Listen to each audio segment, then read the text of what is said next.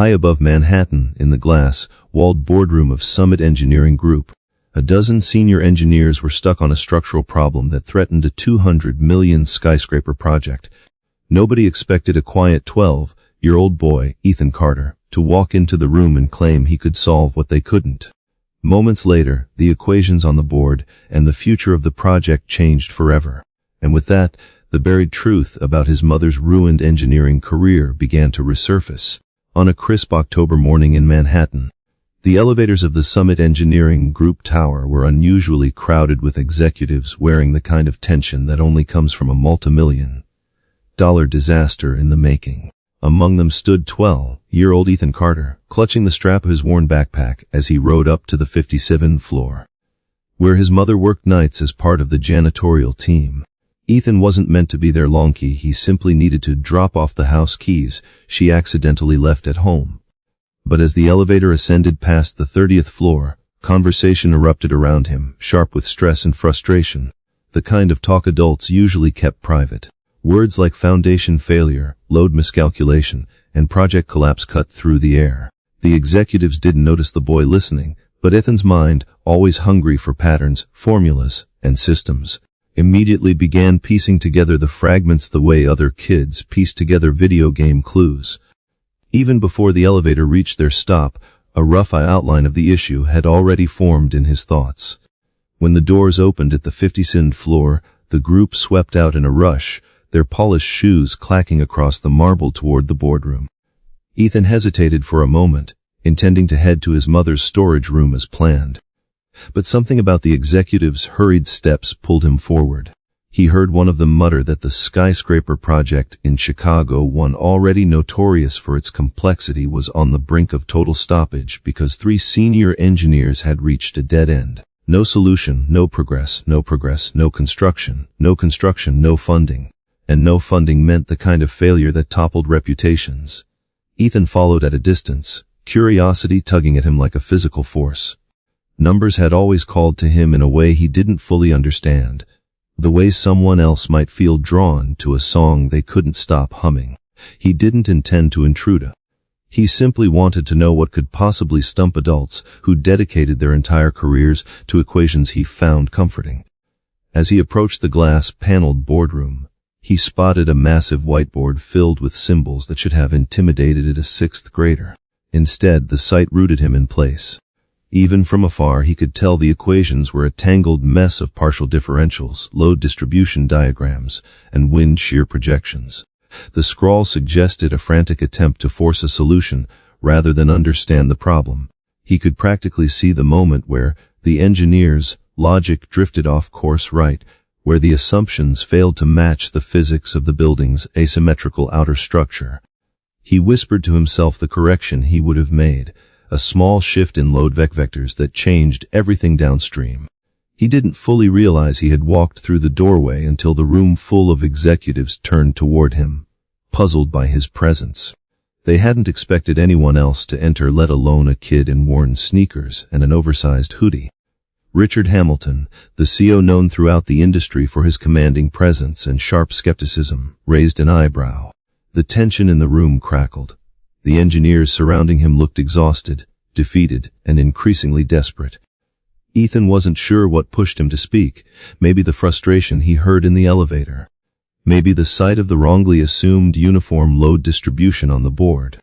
Maybe the years of watching his mother fall from a brilliant engineer to an undervalued worker because one man's decision had shattered everything she built. Whatever the reason, he pointed at the board and, in a tone far more confident than he felt, said that he thought he understood where the problem went wrong. A ripple of amusement ran through the room, the kind adults reserved for moments that seemed too absurd to take seriously. One of the engineers crossed his arms and smirked. Another exchanged a look with a colleague that told Ethan they saw him as nothing more than a distraction, maybe even a joke. But the equations on the board still burned in his mind, the way unfinished puzzles in a book gnawed him at night until he solved them. He repeated himself, telling them the distribution was incorrect for that particular phi-aid design, that the numbers on the right should be adjusted to account for the shifting center of mass. The room fell into an odd mix of amusement and annoyance, and Richard let out a frustrated sigh. Ethan felt embarrassment rise in his chest, but the math refused to let him back down. He explained that the building's south face carried significantly more weight due to its reinforced glass and wind exposure, and that calculating the load as uniform guaranteed structural issues. He didn't know why he kept going, only that he couldn't stop once the logic began to flow. The laughter grew louder. Someone joked about YouTube tutorials being the new engineering degree.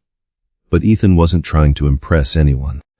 He simply wanted the problem fixed because he knew how it should look, and seeing it done incorrectly gnawed at him the way an off-keynote does to a trained musician.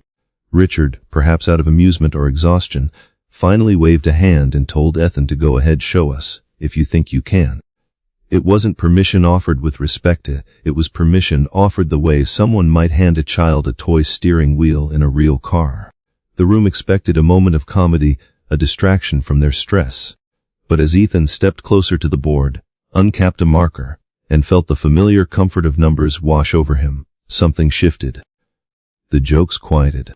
His expression sharpened with a focus that didn't belong to a middle schooler, but to someone who had spent years watching, learning, absorbing every technical lesson his mother whispered over late-night textbooks. He wasn't trying to prove himself. He was doing what he always did, solving the problem placed in front of him. He erased 3 lines, redrew a force diagram with crisp precision, and recalculated the moments with a speed that startled even him. As he worked, the room changed. Amusement faded into curiosity, curiosity folded into disbelief. Ethan didn't pause, didn't guess, didn't stumble. He simply followed the truth of the numbers as naturally as breathing.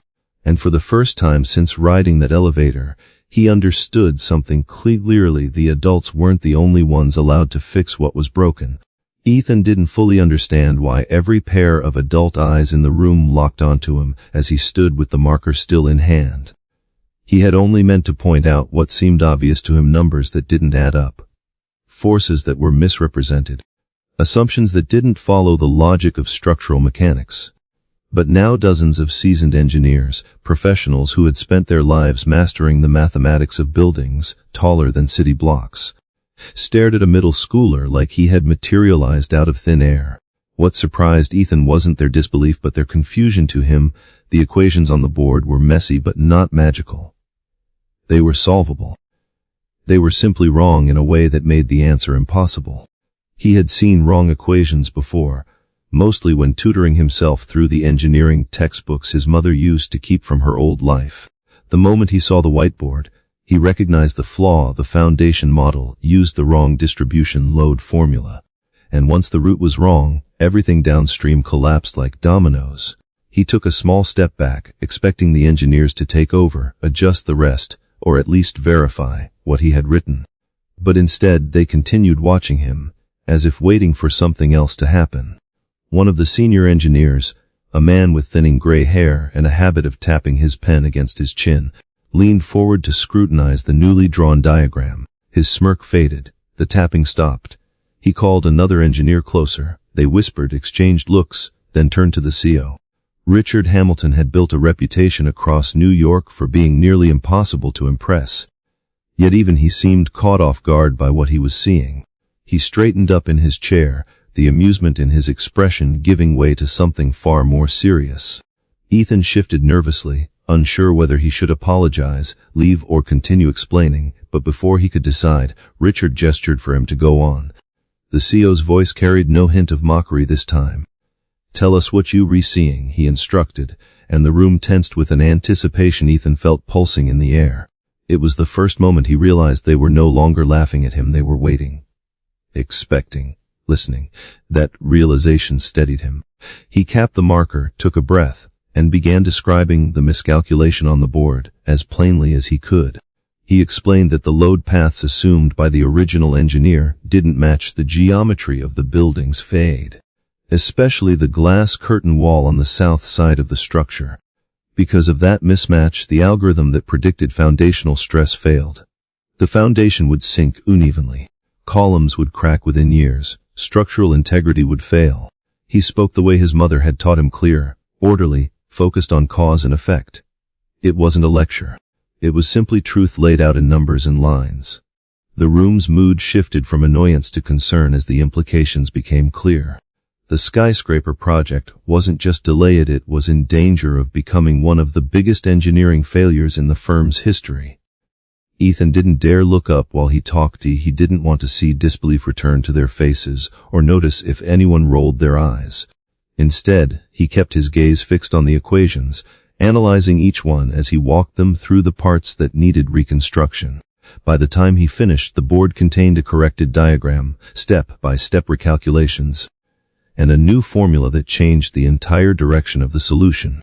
One of the younger engineers, a man in his early 30s with a crisp navy suit and an air of exhausted pride, stepped closer to the board. He traced the corrected numbers with his fingertips like he was verifying a miracle. After several long seconds, he said something unexpected. "He's right." His voice carried through the room like a shockwave. People turned to him, stunned. Another engineer rushed forward, scribbling on his tablet, double-checking every value Ethan had written. His shoulders slowly slumped, not in disappointment but in resignation. "It matches," he said. "Everything matches when you use his model." And just like that, the skepticism began to crumble. Ethan finally dared to look up at the adults around him. Their expressions had transformed. The laughter was gone. The sarcasm evaporated. In its place was a mixture of confusion, admiration, and something Ethan couldn't fully identify, perhaps a realization that they had underestimated not just him, but what people like him were capable of. Richard Hamilton stood, walked toward the board, and scanned the solution in silence. The CO didn't rush. He didn't speak. He seemed to be taking in each stroke of the marker, each equation, each correction, until he reached the new load formula at the bottom. Only then did he turn back to Ethan. "Where did you learn this?" he asked. The question hung in the air heavier than any formula. Ethan hesitated, his fingers curling around the marker. He could have said he read books, watched videos, or figured things out on his own. But he chose the truth. "My mom taught me," he said. "She used to be an engineer." Before his voice trailed off. He didn't want to finish the sentence publicly. Not here. Not in front of a room full of people who probably only ever saw his mother pushing a cleaning cart. Richard exchanged a quick glance with his executives, a look that clearly said he hadn't expected that answer. Engineers whispered among themselves again, connecting pieces they hadn't realized were part of a larger story. Ethan stepped back from the board, feeling suddenly out of place. He wasn't sure what happened next. Was he supposed to leave? Would they be angry that he had stepped into a meeting he didn't belong in? But instead of dismissing him, Richard gestured to a chair. "Sit," he said. "You just solved a multimillion-dollar problem. You're not going anywhere." Ethan obeyed uncertainly. He lowered himself into the chair, feet barely touching the floor, as the room gathered around the board again, analyzing every detail of what he had done. The murmurs grew louder, not mocking, but astonished. They weren't just looking at his work. They were reevaluating him entirely. One of the engineers approached Ethan with a question about the formula. Ethan answered instinctively, mapping out the concept with his hands as he talked. The engineer blinked, taken aback by the fluidity of his explanation. Another joined in, and soon Ethan found himself in the middle of a heated technical discussion, not one built on ridicule, but genuine engagement. They weren't humoring him. They weren't pretending. They respected what he had done. Richard watched the exchange closely, arms crossed, mind clearly spinning with possibilities. Ethan didn't know it yet, but this moment, this improbable morning on the 57th floor, was the spark that would unravel years of injustice, rebuild a career that had been wrongfully destroyed, and launch a battle far bigger than the equations on that board. But for now, all he knew was that the adults had stopped underestimating him. They finally saw what he saw. The problem made sense. And he had solved it. For several long seconds after Ethan finished speaking, the room held a kind of charged stillness that didn't resemble disbelief anymore. It resembled recalibration. The engineers who had been rolling their eyes minutes earlier were now staring at the revised equations as if seeing them illuminated for the first time. Their skepticism wasn't gone.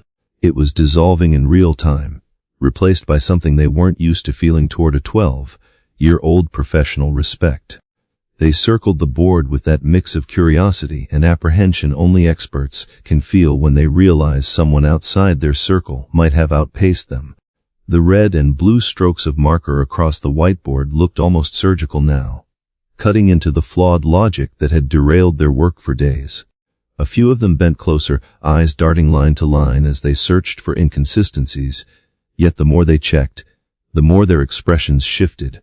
It was no longer a matter of whether Ethan's corrections were right. They were trying to understand how they had missed something a kid had instantly seen. One of the senior engineers, a man named Dr. Raymond Pierce, tugged at his collar as if the room had gotten too warm. He had been part of the team that first assessed the load distribution, and now his brow tightened with something that might have been embarrassment. He reached for a notebook, scribbling the recalculated values as fast as he could, only to pause halfway through when the numbers aligned exactly with what Ethan had predicted. The flush in his cheeks deepened. Another engineer, a woman in her 40s with a reputation for brutal accuracy, stood beside him reviewing Ethan's diagram. She didn't speak, but the slight widening of her eyes said more than words could. She turned to Richard Hamilton, subtly nodding. Ethan saw all of it, the professionals double, checking, recalculating, reevaluating not just the math, but their assumptions about him. He wasn't used to being the focus of so much attention after all. Most adults barely noticed him unless he was in their way. Yet here he was, surrounded by people who dealt with skyscrapers and multimillion-dollar projects, and they weren't dismissing him. They were following his work. His heart thudded in his chest, unsure whether he felt proud or terrified. Maybe both. Richard finally broke the tension by stepping closer to the board himself. Unlike the engineers, who approached it as a challenge to be verified, Richard approached it like a man who sensed a shift in the stability of his entire company. A failed project on the scale of their Chicago tower didn't just mean bad press, it meant lawsuits, broken contracts, jeopardized investors, and a reputation shattered beyond repair. If a miscalculation existed in the foundation, and if they had proceeded without catching it, it would have ended careers and possibly lives. Richard raised a hand, tracing the corrected formula Ethan had written, his expression sharpening with each stroke. When he spoke, he didn't address his engineers, he addressed Ethan directly. "Explain this part again." Not a single person in the room protested the request. That alone stunned Ethan. He approached the board again, hesitant but determined, and walked them through the new load pathway step by step. He gestured toward the south-facing curtain wall, the wind shear calculations, the structural glass density terms he had learned from listening to his mother talk through her old projects late at night. Every time he paused, expecting interruption or dismissal, none came. The entire room listened, and as he spoke, the engineers exchanged glances that had transitioned completely into acceptance. Dr. Pierce rubbed the bridge of his nose, muttering, "He's right, he's actually right." Another added, "The initial assumption was flawed. The kid just built a more accurate model." The word kid didn't sound mocking anymore, it sounded stunned. Ethan didn't know whether to smile or shrink. Having adults agree with him felt surreal, almost unreal, like someone had flipped the world upside down. He wasn't used to people validating the thoughts that came so naturally to him. One of the engineers darted out of the room, returning minutes later with his laptop connected to the firm's structural simulations software. He input Ethan's corrected formulas, and everyone leaned in as the 3D model recalculated. The simulation rendered a new stress pattern across the building, smooth, balanced, structurally sound. The room exhaled together in a collective release of tension. Before Ethan's correction, that same program had flashed red warnings across the foundation. Predictions so dire they were preparing to halt construction indefinitely. But now the projection was entirely different. They had a path forward again. Richard turned away from the screen and focused fully on Ethan. His analytical stare had softened, not with pity, but with something bordering on admiration. "Do you realize," he said slowly, "that what you just did saved us months of work and potentially hundreds of millions of dollars?" Ethan swallowed hard. He didn't know how to respond to something like that. He wasn't thinking about money, schedules, or reputations. He was just thinking about the puzzle and how obvious the missing piece had been. Still, he forced himself to say something. "I just fixed what looked wrong." Those words landed heavily in the room because of their simplicity. The engineers weren't dealing with simplicity, they were dealing with layers of company expectations, deadlines, and pressure. Sometimes those constraints made them miss things that a young mind, unfettered by hierarchy, could spot instantly. Ethan wasn't bound by ego or fear. He wasn't trying to defend his earlier work, because he had no earlier work to defend. He was simply solving. One engineer shook his head with a mixture of frustration and awe. "How did we miss this?" he muttered. Another answered quietly, "Because we were too focused on forcing the original model to work." Ethan stepped back again and folded his hands, sensing that the room no longer viewed him as the kid wandering into the wrong meeting. He wasn't sure what they saw now, but it wasn't an interruption. Richard took a deep breath, walked to the head of the table, and addressed his entire team. "This changes everything," he announced. His tone held authority, but it also held relief. "We move forward with the corrected model immediately, and we reconsider every assumption we made in the first phase." No one questioned him. No one argued. Instead, people rushed to gather their notes, discussing how to implement the corrections and revise the schematics. Then Richard turned back to Ethan. "Stay here a moment," he said. "We need to talk." The engineers drifted out of the room in small groups, some glancing at Ethan as they passed, no longer with condescension but with a quiet, lingering respect. Ethan stood alone near the whiteboard, staring at the numbers he had written. He hadn't expected anything like this. He hadn't expected to be heard. He hadn't expected to matter. But he had changed the course of a skyscraper and possibly the entire company with a few strokes of a marker. He had no idea this moment was about to change his entire life as well. When Richard Hamilton asked Ethan where he had learned to solve structural engineering equations at that level, he hadn't expected the boy's answer to hit him with the weight of a moral gut punch. The room had gone from chaotic disbelief to stunned focus as Ethan pointed at the board. But Richard's question wasn't about math. It was about the origin of this improbable talent standing before him. And when Ethan answered that his mother taught him, his mother, who worked nights pushing a janitor's cart through these same floors, an uncomfortable ripple moved through the room, like a breeze that carried truth no one wanted to acknowledge. It wasn't just shock, it was shame wrapped in recognition. Richard had seen the mother. Everyone had. Emily Carter was the kind of person corporate floors tended to ignore, not because she caused problems, but because she didn't make noise. She walked with her shoulders slightly hunched, her eyes focused on her work, her uniform faintly smelling of cleaning agents and the long hours she endured. To the staff, she was another worker who blended into the background of a building that expected perfection at every level except the human one. But now the truth was unfolding in a way that made those same staff members reevaluate the assumptions they'd made about her. The idea that this woman, someone they never bothered to look in the eye, had once been an engineer capable of raising a child who could outthink half the room, it was jarring, uncomfortable, humbling. Ethan didn't realize the gravity of what he'd revealed. He said it without embellishment, without bitterness, without the heavy tone of someone trying to expose injustice.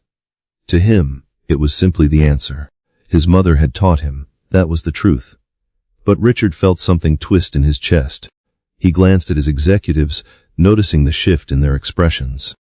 A few looked away, as though the whiteness of the board suddenly demanded their attention more urgently.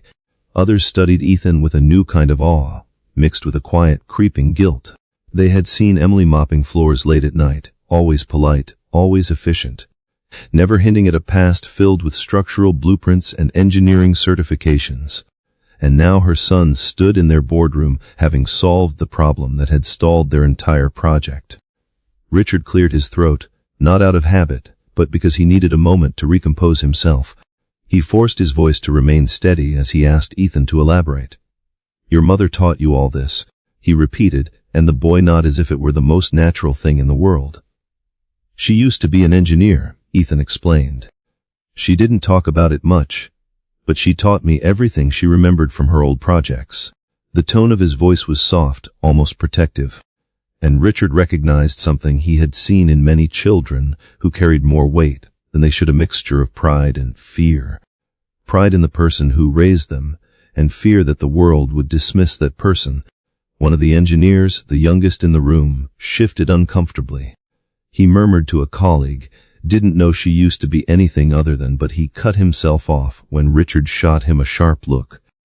Even without finishing the sentence, everyone knew what he had meant. The implication hung there, cautioning them all against underestimating people based on uniforms or job titles. Ethan stared down at the marker in his hand, his fingers tightening around it. He didn't want to explain anything further, not because he felt ashamed, but because he knew what usually came next. People tended to look at him differently when they learned about his mother's situation. Sometimes they looked at him with pity, sometimes confusion, sometimes judgment. He wasn't sure which one he hated more, so he waited, bracing himself for whatever reaction the adults would throw at him. But what came wasn't ridicule or dismissal. What came was something far more meaningful. Richard stepped closer, pulling out a chair at the long conference table. He gestured for Ethan to sit not out of obligation, but out of respect. "You've given us a solution we couldn't find," he said, his voice deeper now, more grounded. "You didn't have to help us. You didn't even belong in this meeting.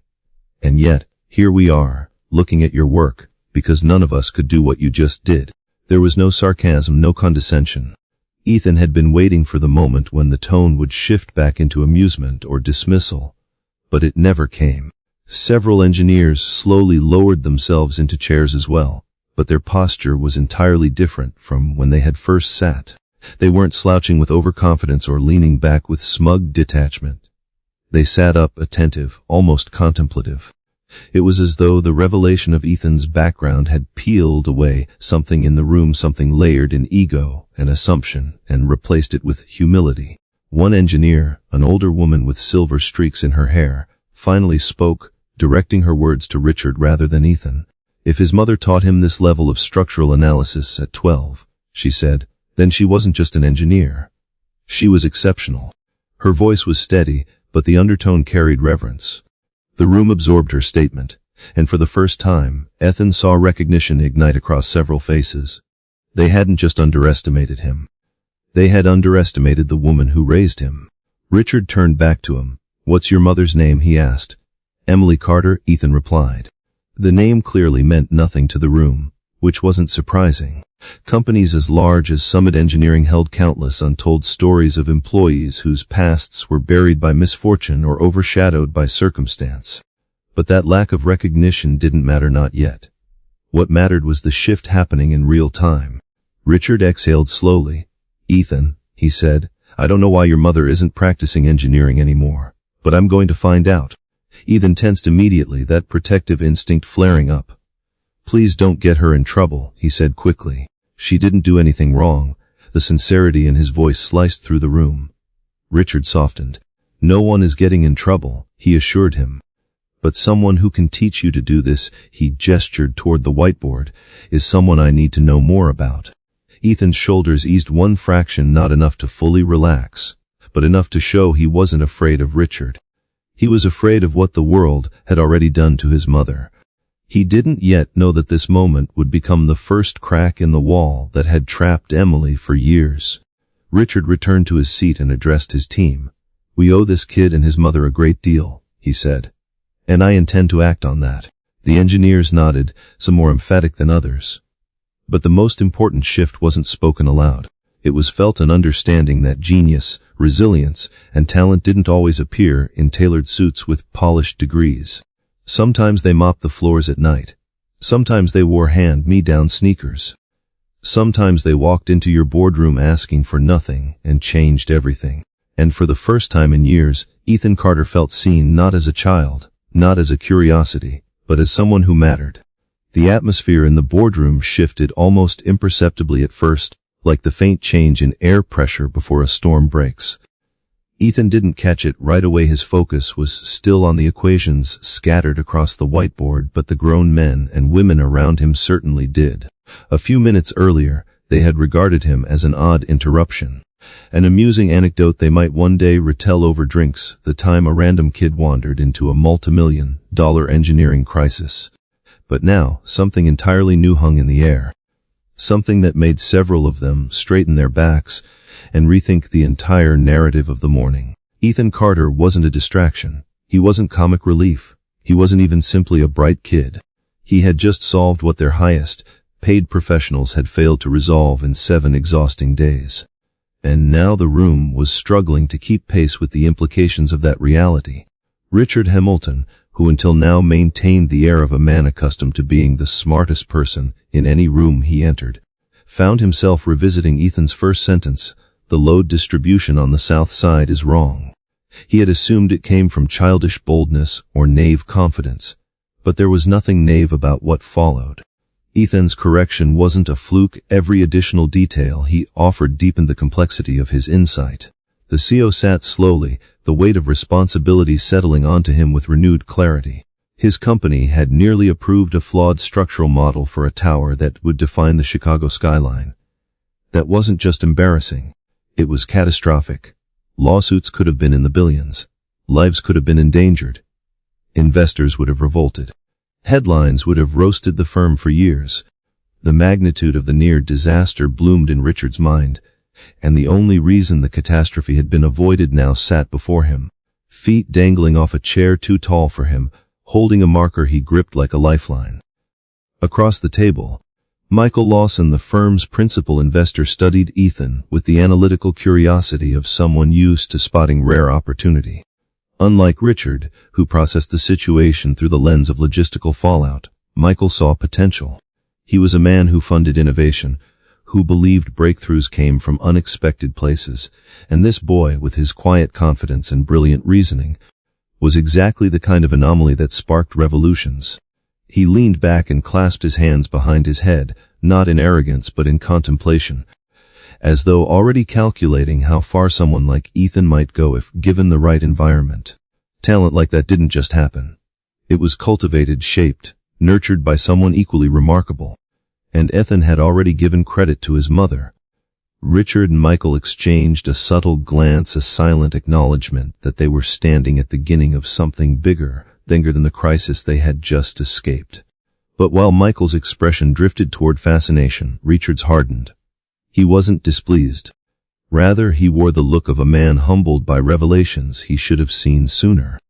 How many nights had Emily Carter cleaned these halls without anyone realizing the depth of knowledge she carried?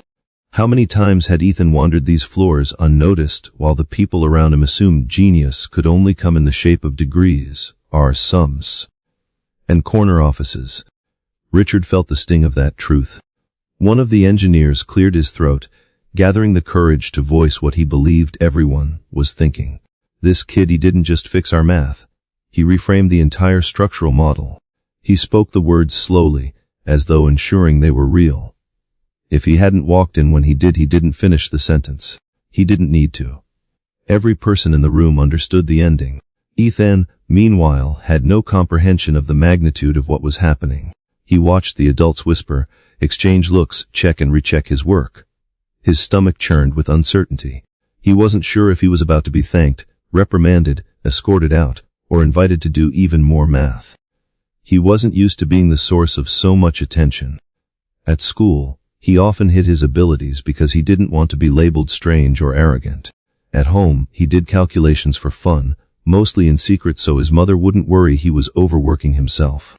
But here, in this boardroom filled with suits, graphs, equations, and tension, he felt something he had never felt before, of validation. Richard broke the murmurs with a decisive statement. Everyone listen.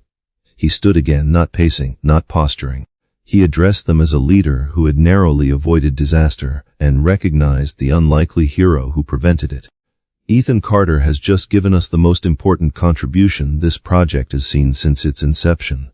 I want every department head notified that the model is being revised effective immediately. We proceed with his equations until we find a reason not to, which I doubt we will. Engineers nodded, no one objected. And Richard continued, I want full analysis reports comparing our previous models with the new one. I want to know how far off we were, and I want projections on what would have happened if we didn't catch this today. The room buzzed with energy as engineers scribbled notes, exchanged terse instructions, and reorganized their workflow. Ethan sat still, overwhelmed by how quickly the gears of a corporation moved once a problem finally had direction. But what struck him most wasn't the frenzy of activity, it was the tone the adults now used when referring to him. Words like kid, child, boy disappeared. They spoke about his work, his model, his solution, his insight. They recognized what he had done. They respected it. And they respected him. Michael approached Ethan with a rare softness in his demeanor. Do you know what you just accomplished? He asked gently. Ethan shook his head. You prevented a building from failing before it was even built. Michael smiled. That's not something most adults can say. To his own surprise, Ethan felt heat rush to his face. He looked down at the marker and rolled it between his fingers. He didn't feel like a hero, he felt useful. For the first time, he understood how good it felt to take something complicated, something dangerous, and make it right. Richard stepped forward next, but his expression held something heavier than Michael's admiration. Ethan, he said, I owe you more than I can begin to express, and so does this company. Those words were unfamiliar to Ethan. He wasn't used to adults owing him anything. Usually he felt like someone they tolerated or overlooked, but now he was the reason their tower still had a future. The reason their reputations were intact. The reason financial ruin had been avoided. The boardroom wasn't just impressed.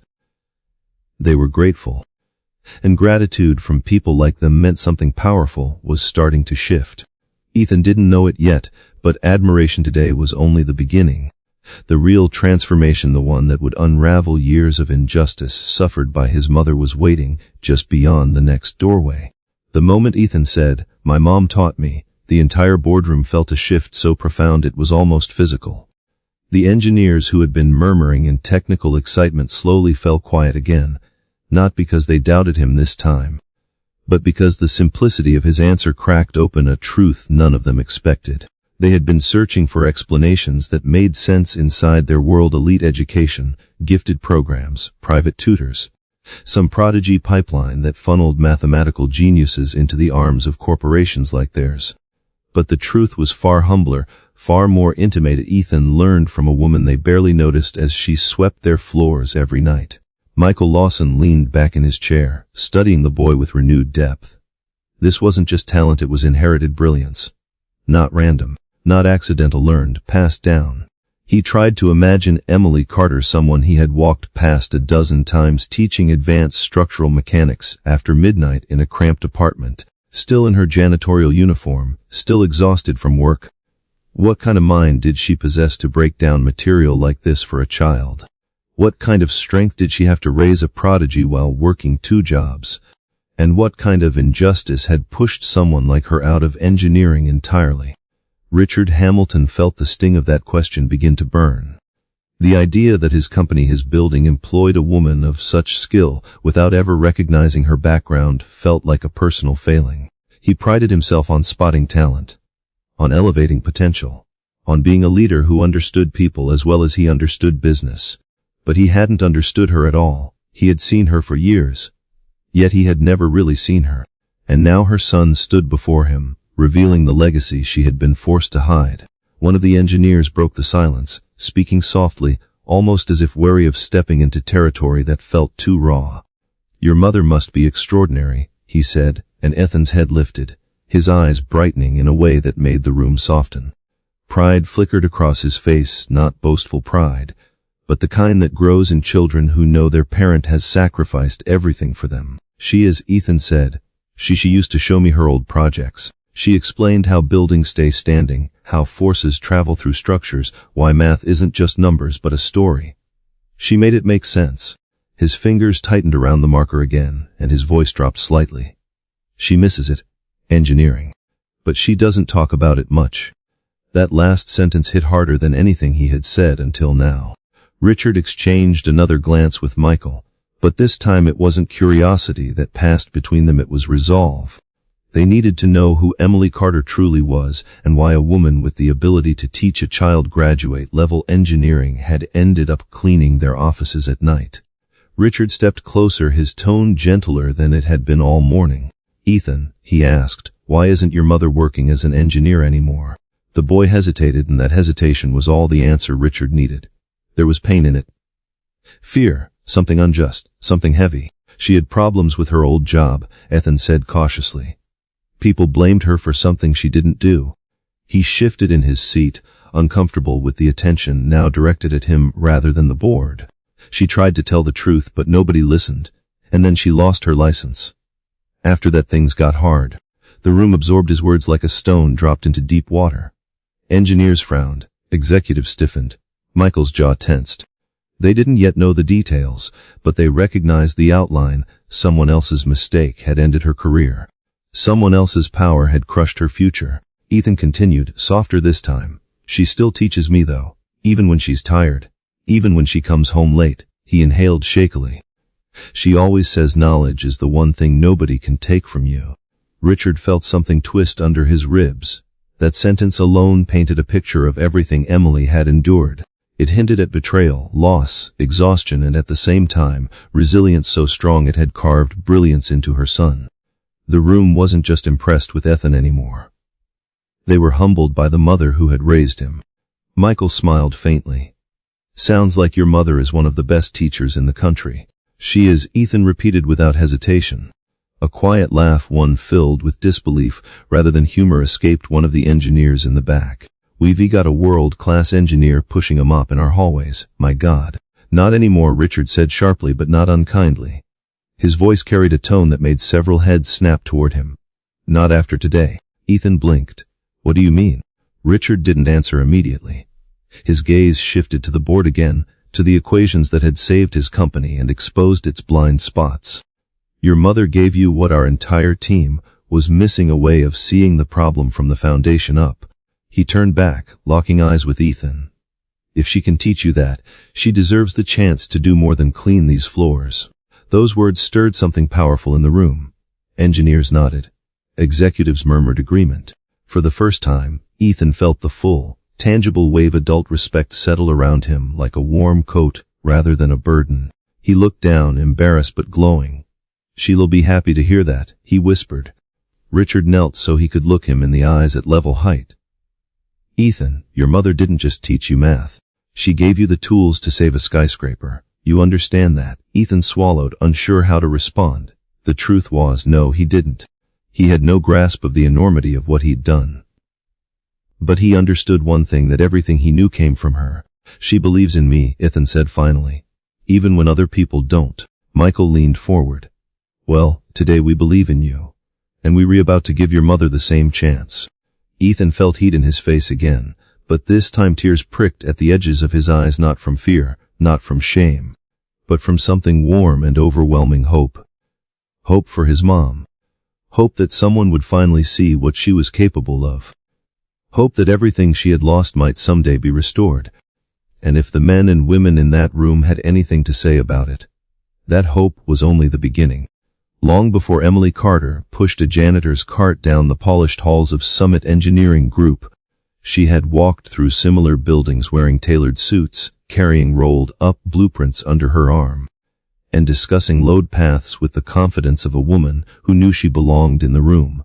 She had once been Emily Carter Fudd, University of Washington, structural engineering prodigy, designer of several award-winning pedestrian bridges in Seattle, and someone whose work had been cited in academic journals across the country. She lived and breathed structural integrity. She believed buildings were more than steel and concrete, they were promises of stability. And she carried that belief into her career with a fervor that impressed peers and intimidated rivals. Her downfall began with the Magnolia Ridge Suspension Bridge, a massive project connecting two Seattle districts across a deep ravine. It was supposed to be her masterpiece, the bridge that would establish her as one of the country's leading structural engineers. As the lead structural designer, she pushed for thorough soil testing, argued for reinforced anchoring points, and repeatedly warned that the geological surveys provided by the city were incomplete. But her caution clashed with the ambitions of the project director, Charles Benton, a man who valued speed and profit over precision. Charles had a reputation for cutting corners wrapped in charm, a man who networked better than he calculated, whose handshakes secured contracts while his decisions endangered projects, and he despised being challenged, especially by someone he viewed as idealistic. Emily's meticulousness made her his primary target.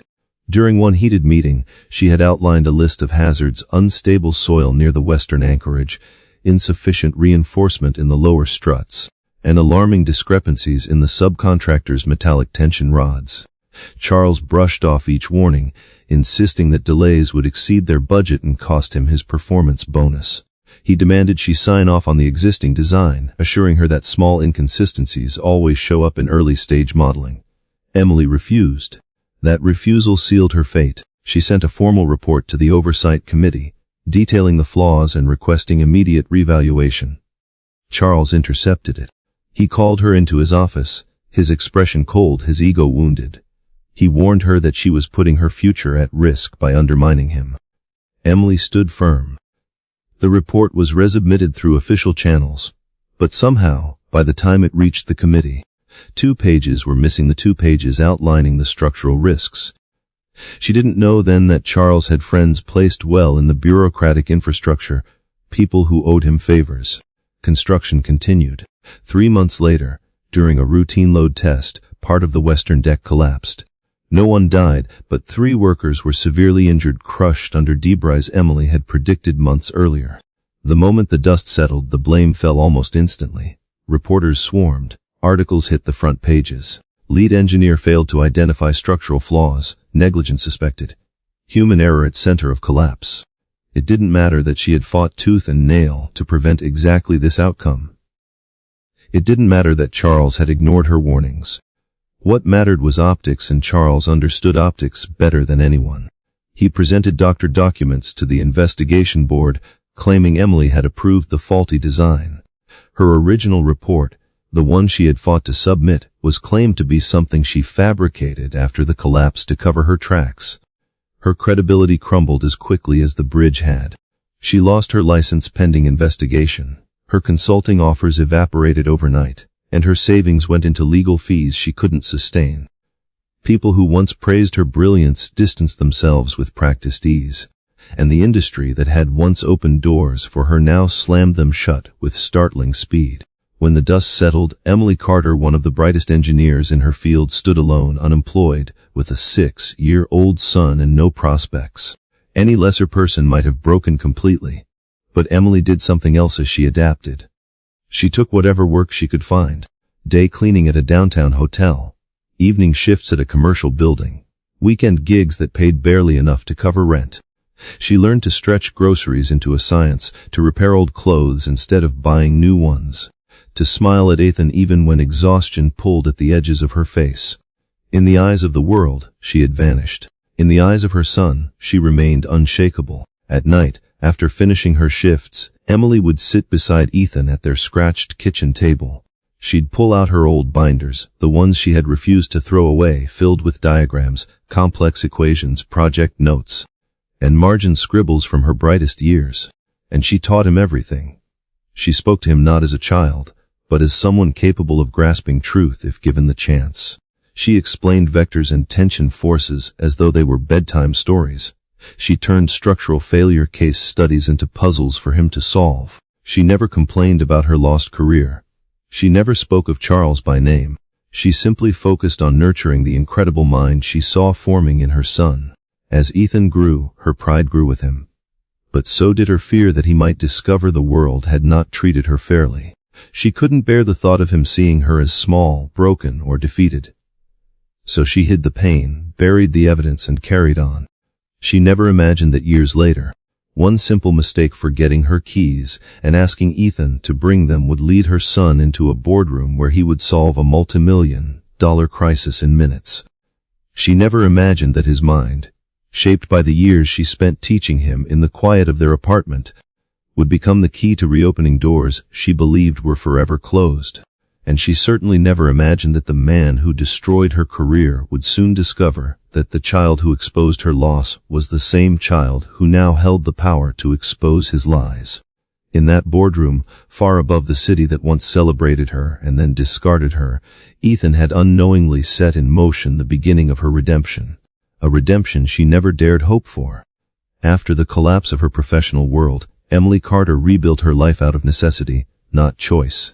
The transition from respected engineer to night shift janitor happened so quickly that even she struggled to understand when exactly the ground had disappeared beneath her. One week she was drafting structural reports with calculations precise enough to withstand earthquakes. The next she was learning the proper way to sanitize restroom floors and empty office trash bins without disrupting late-night employees.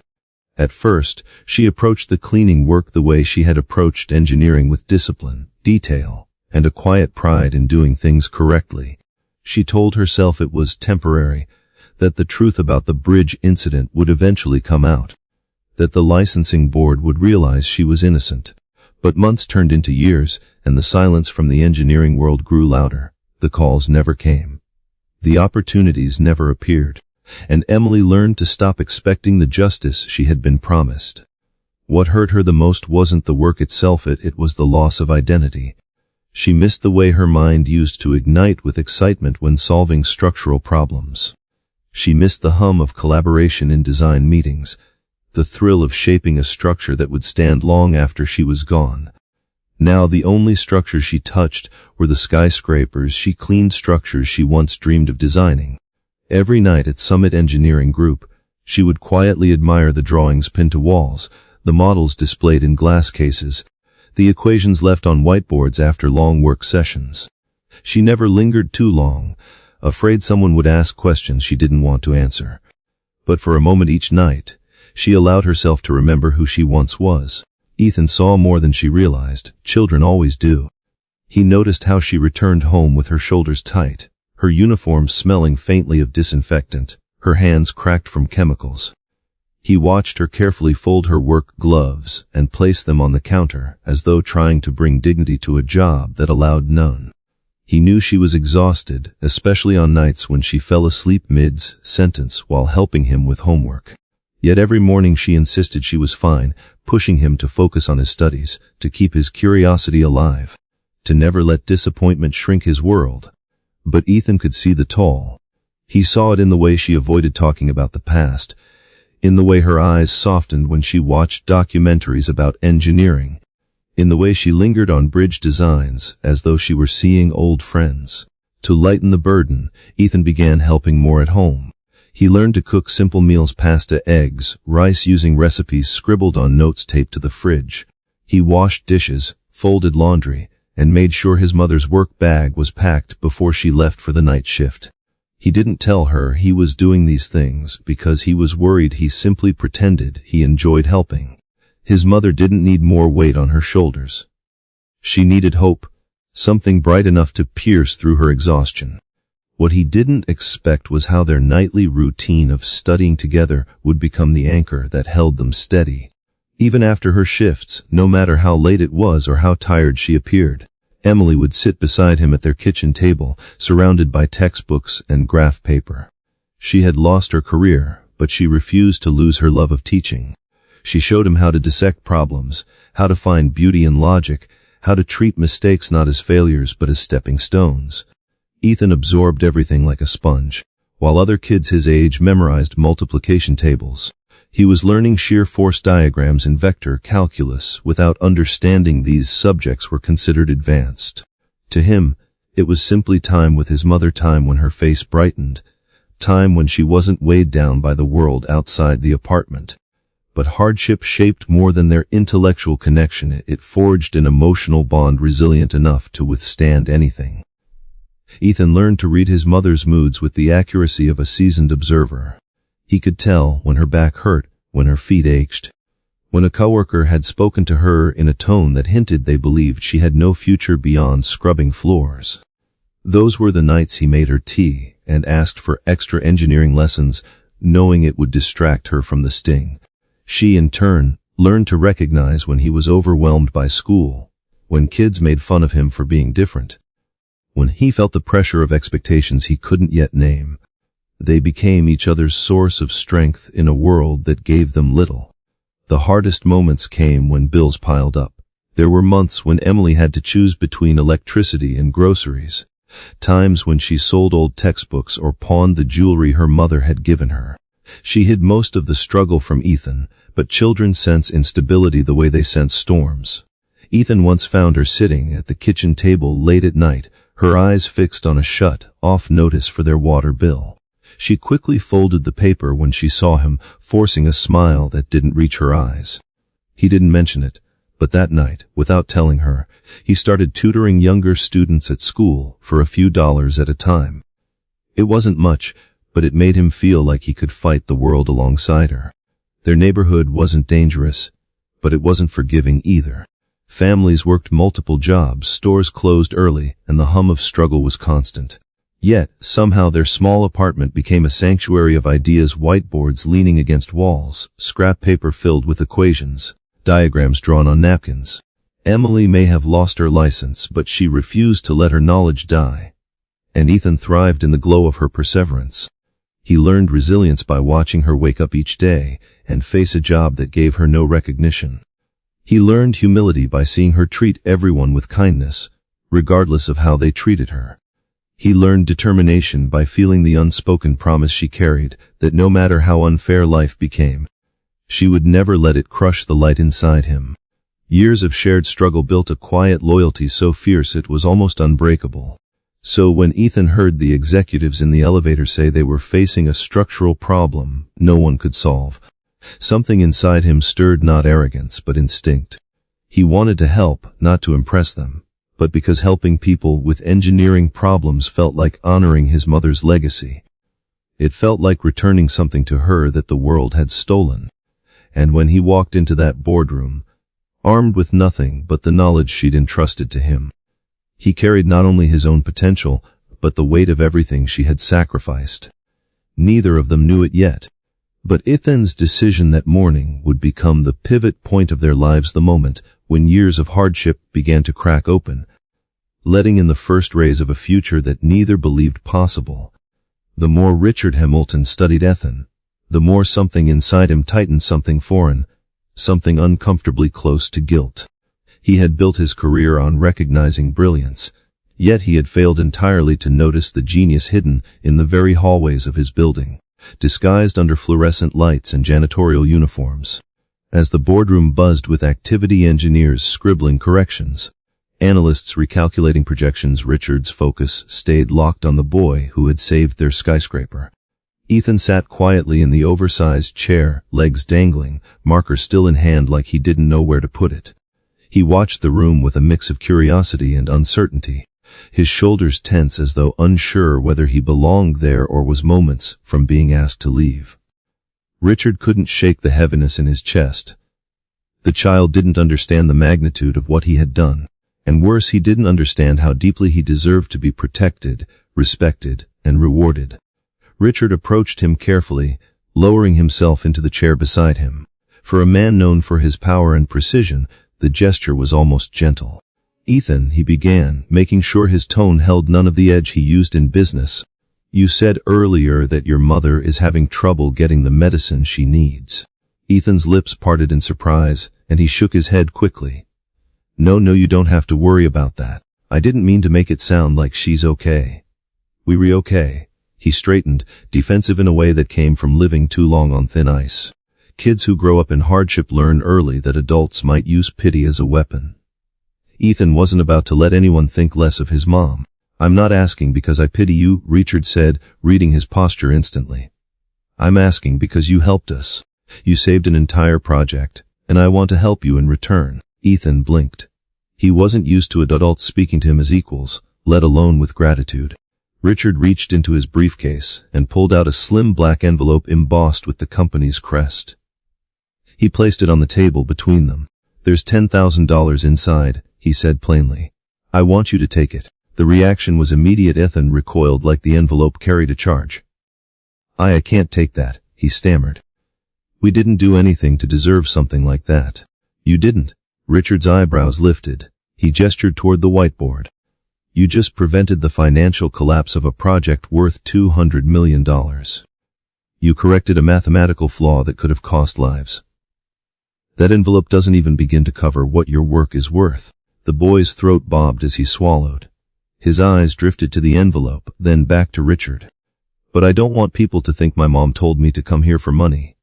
She didn't. She doesn't even know I'm up here. She just forgot her keys." Richard softened. "I know she didn't send you. I know you didn't do this for money." He pushed the envelope gently toward him. "That's why you deserve it even more." Ethan stared at it with a mixture of longing and fear. He needed it, that was clear in the way his fingers hovered just above the paper. But he hesitated. As though accepting help would acknowledge something he didn't want the world to see. "She's really sick right now," Ethan admitted quietly.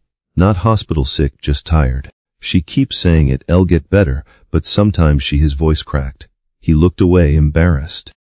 Richard inhaled slowly, trying to keep his anger hidden not at Ethan, but at the world that allowed a brilliant woman to fade into obscurity while men like Charles Benton continued to thrive. "Ethan," he said gently, "what's your mother worn down from? The illness or the job?" Ethan hesitated. "Both," he whispered. The answer settled heavily around them. Richard pushed the envelope forward once more, with decisive firmness. "Take it.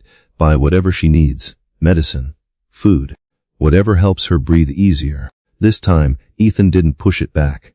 He reached out with trembling fingers, touching the envelope like it might vanish if he grasped it too quickly. His voice was barely audible. "Thank you. You earned it," Richard replied. "And this isn't the end of what I want to do for her." Ethan looked up sharply. "What do you mean?"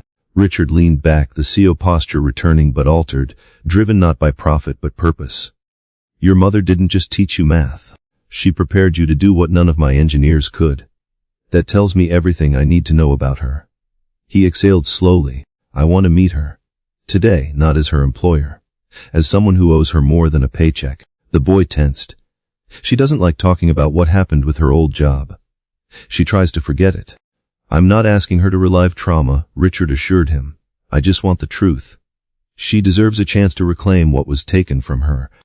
Ethan's eyebrows knit together. "You really think she could be an engineer again?"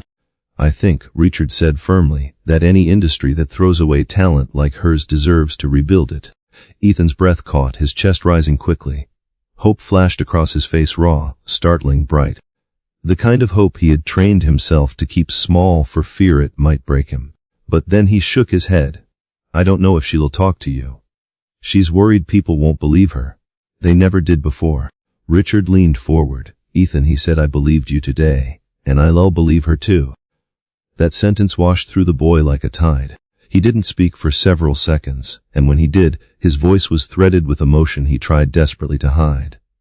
"Okay," he whispered. "I'll take you to her." Right then, Michael Lawson approached, placing a steady hand on Ethan's shoulder, a gesture that told him he had support not from one powerful man, but from an entire company. "Your mom is about to get the chance she always deserved," Michael said. "And we're going to make sure no one ever takes it from her again." Ethan nodded, gripping the envelope, its corners digging into his palms as if anchoring him to a new reality he wasn't ready to trust but desperately needed to believe. For the first time since the collapse of her life, Emily Carter was no longer alone in the dark. Her son had cracked open a door she thought was sealed forever. And now two of the most influential men in the industry stood ready to pull it wide. The path ahead would be complicated, painful even. But it had begun, and it began with a boy who solved a skyscraper, and a mother whose brilliance the world forgot. Emily Carter had finished wiping down the chrome fixtures of the 27th floor bathroom when her phone buzzed in her pocket, a short vibration. The kind Ethan used when he didn't want to disturb her during work. She dried her hands quickly, heart tightening the way it always did when she thought something might be wrong. She opened the message expecting a reminder that he'd gotten home safely, or maybe a request for a snack to be left out for later. Instead, she found a message she did not understand. "Mom, I need you to come upstairs, 57th floor. It's important. Please don't worry." Those last 3 words, "don't worry," immediately made her worry. Ethan wasn't the type to send messages like that. Something must have happened. Did he break something? Was he caught somewhere he shouldn't be? Did someone accuse him of trespassing? Her mind raced through every worst-case scenario motherhood had taught her to anticipate. She tucked her spray bottle into the cart, wiped her palms on her pants, and rushed to the elevator with a speed that made other workers stare. She had never been to the 57th floor before. That was where executives lived, the top-tier engineers, the directors, the people who signed million-dollar contracts. Janitorial staff rarely had any reason to go higher than the 32nd floor, and even then only after midnight when offices were empty. As the elevator climbed, Emily's pulse hammered so hard she pressed a hand against her chest to steady herself. She had survived public humiliation, unemployment, accusations, court hearings, and years of grueling night work. But nothing frightened her like the idea of something happening to her son in a place where she had no power. The elevator chimed, and when the doors opened, she stepped out into a world of polished stone, glass walls, and views of Manhattan that reflected wealth she'd stopped dreaming about long ago. But her focus was on one thing only: her son. She spotted him immediately near the front of the boardroom, sitting beside two men she recognized but had never spoken to. Ethan stood quickly when he saw her, relief flooding his face. "Mom!" Relief washed through her. He was safe. But that relief vanished just as quickly when she realized where he was standing and who he was standing with. Her breath caught when her eyes landed on the older man with silvering hair and sharp features, Richard Hamilton. She'd cleaned his office enough times to know who he was. She had dusted the awards lining his shelves, wiped the fingerprints off the glass table where he held meetings, and swept around the polished steel legs of his desk. Seeing him next to her son set her instincts on fire. No child of hers belonged in the office of the CEO of Summit Engineering Group unless something terrible had happened. She closed the distance quickly, placing her hands on Ethan's shoulders as if anchoring him to her. "Are you okay? Did something happen? Why are you up here?" Her voice trembled despite her attempt to steady it. "I'm okay," he insisted. "Really, something happened and I need you to listen." Before he could continue, Richard stepped forward, offering his hand with a respectful nod. "Mrs. Carter," he said, "thank you for coming. My name is—" "I know who you are," she said, not out of rudeness but fear. Cleaners in skyscrapers always knew the names of people who had power to fire them. She straightened her posture, aware of how her uniform hung on her, how the faint smell of disinfectant clung to her clothes. How out of place she looked under the recessed lighting. "Sir, if my son did something wrong, please let me handle it. I can promise it won't happen again." Richard's expression softened immediately. "Mrs. Carter, your son did nothing wrong." He gestured to a nearby chair. "Please, have a seat." But Emily didn't move. "I'd rather stand. I want to know what's going on." Ethan tugged her sleeve. "Mom, I helped them solve a problem." Emily blinked. "What kind of problem?" Richard turned slightly and pointed to the whiteboard behind him, still covered in Ethan's equations. Emily's breath hitched. The symbols were complex graduate-level work, the kind she once wrote with confidence years ago. She looked at Ethan, startled. "You wrote that?" Her son nodded timidly. "They were trying to fix something in one of their building models. I heard them talking in the elevator, and when I saw the math, I just knew it was wrong." Her heartbeat stumbled. She looked between the engineers, the corrected equations, and Richard's steady gaze. For a moment she wondered if she was dreaming. "You let him into the boardroom." "He walked in on his own," Richard said with a faint smile. "And it's a good thing he did. He solved an issue that our team has been working on for days." Emily stared at her son, her pulse thundering, pride warred with fear. She wanted to hug him, to tell him she always knew how brilliant he was, but standing here, surrounded by executives, she felt exposed in a way she hadn't expected. "Why didn't you tell me right away?" she whispered. "I didn't want to interrupt you," he said. "And I didn't want to get in trouble." Richard stepped closer, his voice carrying a sincerity she rarely heard from men in power. "Mrs. Carter, your son prevented the collapse of a major project. His insight has saved this company more than you can imagine. But that's not the only reason we asked you here." She stiffened. "What do you mean?" The CEO's gaze deepened. "Ethan told us you used to be an engineer." Color drained from her face. Every muscle in her body locked up. Her past was the last thing she wanted dragged into the light, especially not here, in front of the company that paid her to empty trash cans. "My son shouldn't have said anything," she replied quickly. "That's not relevant to." "It's very relevant," Richard interrupted firmly but kindly. "Because if you taught him what he knows, then your skill set is far beyond what your current job reflects." Emily's throat tightened. "That part of my life is over," she said quietly. "It doesn't matter anymore. It matters to us," Michael Lawson added, stepping forward, "and it matters to Ethan. He spoke about how much you've taught him, how much of your knowledge shaped his mind. We want to understand why someone with your ability isn't working in the field anymore." Her instinct screamed to flee the conversation. Years of being ignored, belittled, and disbelieved had trained her to never reopen those wounds. "Please," she said softly, "don't make me talk about that. I've moved on." Richard shook his head. "Mrs. Carter, we haven't. Not anymore. We want to make something right." She frowned in confusion. "Make what right?" He held her gaze. "Whatever was done to take your career away." The words sliced right through the wall she'd built around her past. Emily staggered slightly, and Ethan reached for her hand, gripping tightly. She tried to stay composed, but her eyes burned with a mixture of fear and longing for someone, anyone, to finally believe her. Richard gestured gently to the chair again. This time she sat. He continued, Mrs. Carter, I want you to come back to engineering. Not as a janitor. Not as an assistant, as a senior consultant. Your son's brilliance came from somewhere. We believe that somewhere is you. Emily's vision blurred. For years she had held herself together with scraps of resilience. For years she had swallowed her grief and forced herself forward. And now, just like that, these men were offering her the life she'd lost. But why? She whispered. Because you earned it, Richard said, long before today. And because your son reminded us what real talent looks like. Ethan squeezed her hand. Mom, you deserve this. She looked at him, her greatest success, her truest proof that she had not failed as completely as the world once told her she had. And for the first time in years, she allowed herself to believe something she had forgotten how to feel. Possibility. The door to her future wasn't locked after all. It had simply been waiting for this moment to open. When Richard finished explaining the job opportunity for Emily, the energy in the boardroom remained charged, but no one was prepared for what came next. Michael Lawson stepped forward again, his expression thoughtful, as though he'd been weighing something heavy ever since Ethan first corrected the skyscraper calculations. He studied the boy for a long moment before speaking, not with the tone of an investor or executive, but with the measured interest of someone who had just spotted potential too valuable to ignore. Ethan, he began, folding his hands in front of him, I'd like to talk to you now about something important. Something that could change your life, just as much as your mother's. The boy stiffened. Did I do something wrong again? Michael smiled, shaking his head. No, quite the opposite. Then he turned to Emily.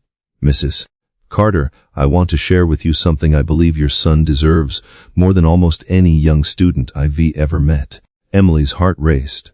She had spent years fearing every unexpected conversation, training herself to brace for bad news, disappointment, or criticism. Hope was unfamiliar territory, dangerous territory. But she nodded slowly, giving him permission to continue. Boston Academy of Advanced Sciences, Michael said, runs one of the nation's most rigorous STEM programs for gifted students. It's where some of the brightest young minds in America study engineering, mathematics, robotics, and applied physics. It's extremely selective. Each year thousands apply, and only a few dozen are chosen. Ethan's eyes widened. He recognized the name. He'd read articles about the academy online, watched videos of their robotics competitions, imagined what it would be like to visit their labs. But that dream lived far outside the reality he knew. Kids from his school didn't go there. Kids who patched their backpacks with duct tape and lived off dollar-menu dinners didn't get considered for institutions like that. Emily felt a knot of anxiety tighten in her stomach. Why was he telling them this? Did he expect her to afford something so far out of reach? Michael continued, the program includes mentorships, early access to college-level courses, advanced engineering workshops, and a fast-track curriculum for students who excel beyond their grade level. He paused, letting the information settle. Based on what we saw today, Ethan, your knowledge isn't just above average. It's exceptional. You solve problems our senior engineers struggled with. You think like someone 10 years older. Ethan's face flushed, a mix of pride and disbelief. Emily swallowed hard. Mr. Lawson, that kind of school is extremely expensive. He nodded gently. It is about $40,000 a year, not including travel and materials. Her heart sank. She felt it like a weight sliding down her chest. $40,000 a year. That number existed in an entirely different universe. She couldn't even pay for braces for Ethan last year. She could barely afford textbooks. There was no version of reality where she could send him to a school like that. But before she could voice her despair, Michael raised a hand. That's why we're not asking you to pay anything, he said. We're offering Ethan a full scholarship. Tuition, materials, travel stipends, all covered. The room fell quiet. Ethan froze as though time itself stopped. His gaze darted between his mother and the executives, searching for a sign that this wasn't some cruel mistake. Emily's mouth parted, but she couldn't form words. Years of hardship had conditioned her to flinch from possibility, and this offer felt like a door that was too bright to open. A scholarship, she finally whispered. Yes, Michael confirmed. A full scholarship, renewable every year, based on performance, which I have little doubt will remain extraordinary. Summit Engineering will sponsor him as part of our commitment to advancing future innovators. Ethan's breath stuttered. You mean I could study there, like actually study there? Not just visit. You would be a student, Michael replied warmly. A full-fledged member of the academy. Ethan's hands trembled slightly. He pressed them to his knees to steady himself. But I'm just a kid, and we don't have money, and we live so far away, and his voice cracked. What if I don't fit in? Emily reached out, placing a steady hand on his back. Honey, she whispered, you fit anywhere brilliance is valued. Michael nodded, and brilliance is exactly what you have. What you showed us today proves you're already thinking at the level of college freshmen. You deserve a place that nourishes your mind rather than confines it. Ethan looked at his mom, eyes wide and shining. But Mom, if I leave you'll be alone, and you work nights, and... She shook her head firmly. Ethan, listen to me. She cupped his face, gently guiding his gaze to meet hers. My whole life, every sacrifice I've made, every long shift, every struggle, it was all so you could have opportunities I never got. I want you to go further than I ever did. I want your future to look nothing like my pain. He felt his throat tighten as emotion swelled inside him. But what if something happens while I'm gone? What if you get sick? What if? Honey, she said softly, something already is happening. Something good, and I'm not going anywhere. Richard stepped forward then, addressing Ethan with firm conviction. Your mother is about to start working with us again, not as staff, but as leadership. She'll be supported. She'll finally be in a position that reflects her abilities. She won't be alone. Emily blinked, stunned for the second time that morning. She hadn't accepted the offer yet, not truly, but hearing Richard say it made it feel real. Ethan looked from one adult to another, torn between excitement and fear. His mind flooded with images, labs filled with students building machines, classrooms lit with towering chalkboards, teachers speaking the language of math and physics that always made sense to him. But alongside those dreams, he saw his small apartment, his mother at their kitchen table with a mug of cheap coffee, her hands red from work. He didn't want to lose the life that shaped him, even if that life was difficult. Will you be okay? He whispered. Emily nodded, brushing his hair back. I'll be better than okay. I'll be proud. And I'll be working somewhere that finally recognizes my worth. Michael smiled. And your scholarship will allow you to visit home often. Travel stipends cover transportation. You won't be abandoning anything. You will simply be growing. Ethan breathed deeply, feeling something powerful unfold inside him. Purpose. Opportunity. A future not defined by scarcity but by potential. He squeezed his mother's hand, grounding himself. Okay, he said at last, his voice trembling but strong. I'll do it. Emily exhaled a breath she'd been holding for years, not a breath of fear, but one of profound relief. Ethan wasn't losing his family. He was expanding their horizon. And somewhere deep inside her, a fragile but undeniable truth began to bloom. Their struggles had not been for nothing. Their darkest years had led them to this moment. A future was unfolding before them, one built not on survival, but on opportunity. And Ethan Carter was ready to step into it. The morning air in Manhattan was crisp, carrying the faint smell of exhaust and construction dust. The boardroom on the 52nd floor of Summit Engineering Group had settled into a rhythm of cautious optimism. Ethan sat quietly, glancing at his mother as she reviewed the structural corrections he had made. Emily's hands moved deftly across the diagrams, checking every number, every force vector, with the precision she had once brought to the most ambitious projects in the country. For a moment, it almost felt like the past few years of hardship had been erased, replaced by a sense of purpose and recognition. But that calm was deceptive.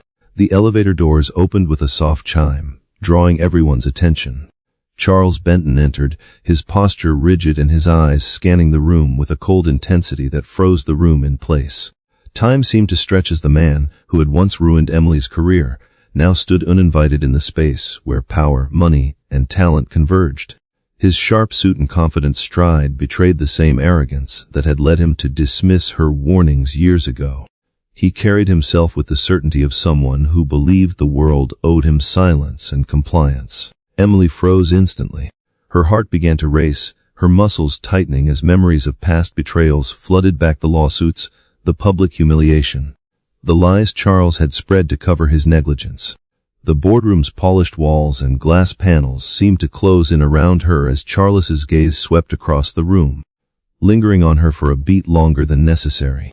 She instinctively stepped closer to Ethan, her protective instincts flaring. She had endured years of injustice alone, but she wasn't willing to let him experience the same threat.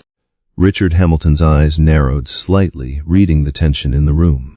Charles was clearly here for confrontation, but the executive's own presence exuded authority and control. He didn't move aggressively, but the room seemed to contract under the weight of his quiet dominance. "Charles," Richard said evenly, his voice calm but commanding. "What brings you here?" Charles's lips curled into a smirk. "I heard there was a prodigy in the building today," he said, his tone dripping with mockery. He let the words hang in the air like a challenge. "A boy who thinks he can solve problems that seasoned engineers can't. I'm curious if this is true or if it's just another publicity stunt." Ethan stiffened, gripping the edge of the chair.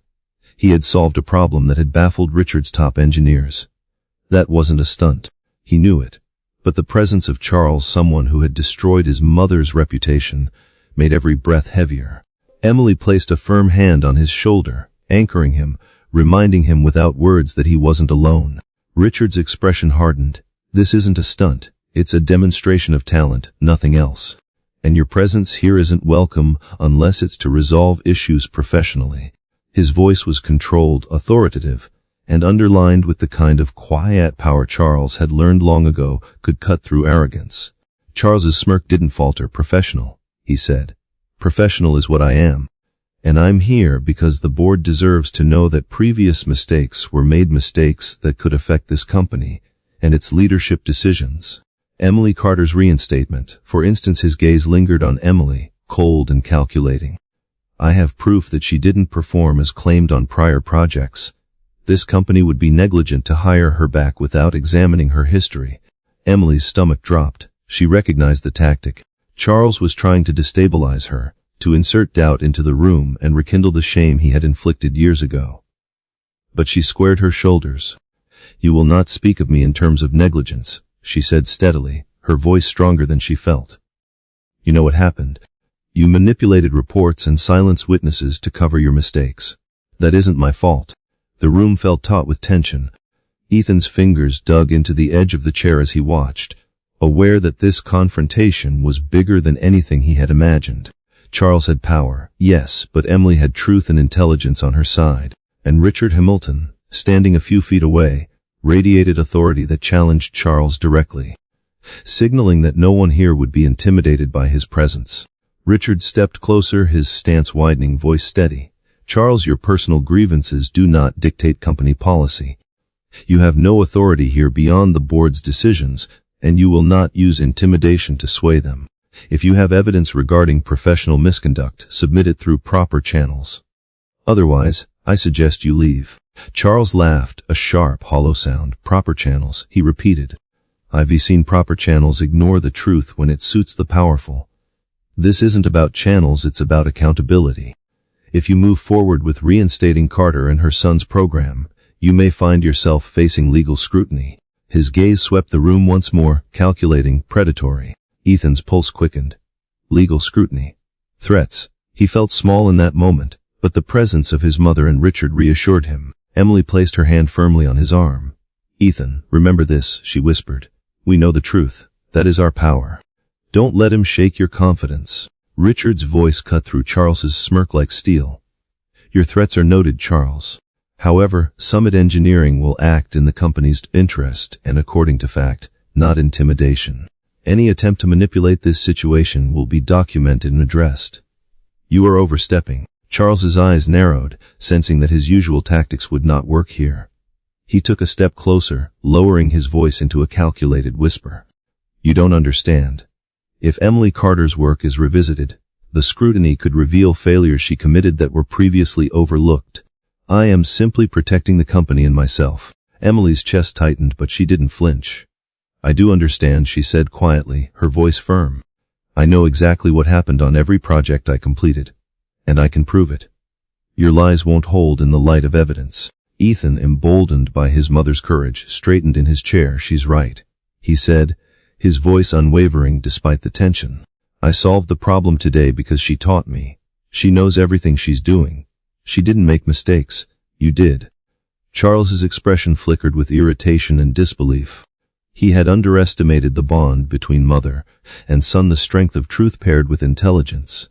Richard watched the exchange carefully, knowing that Charles's presence was a test, a chance to solidify Emily's reinstatement by confronting the man who had caused her downfall. It was the crucible moment, and Emily, despite fear and years of marginalization, had already proven her strength. The boardroom remained still for a long moment.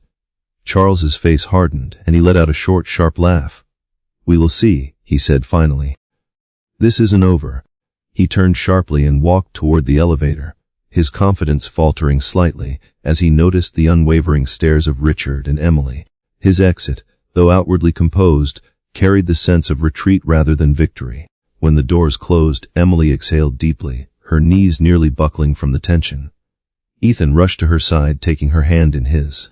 "Mom, you did it. You stood up to him." She nodded, swallowing the adrenaline. "We did it," she corrected him. "Together." Richard allowed a small, approving smile. "That was exactly the outcome I hoped for. No one intimidates Summit Engineering or its talent without consequence. Today was a clear demonstration of both integrity and capability." Ethan looked between his mother and the executives, feeling a surge of pride, relief, and hope. The man who had caused so much pain could no longer dictate their future. They had survived the confrontation, and the path ahead, though still uncertain, was theirs to shape. And in that moment, a fragile, yet unshakable sense of justice began to take root. The battle was not over, but Emily Carter and her son had proven, undeniably, that truth and talent could withstand intimidation.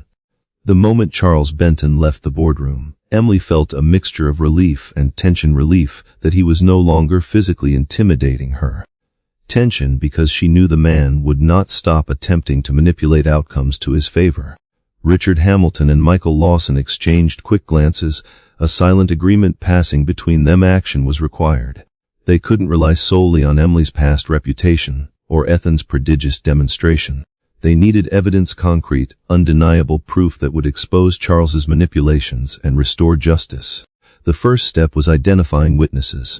Richard instructed the legal and human resources teams to compile a list of employees who had worked directly with Charles on projects where Emily had been wrongfully blamed.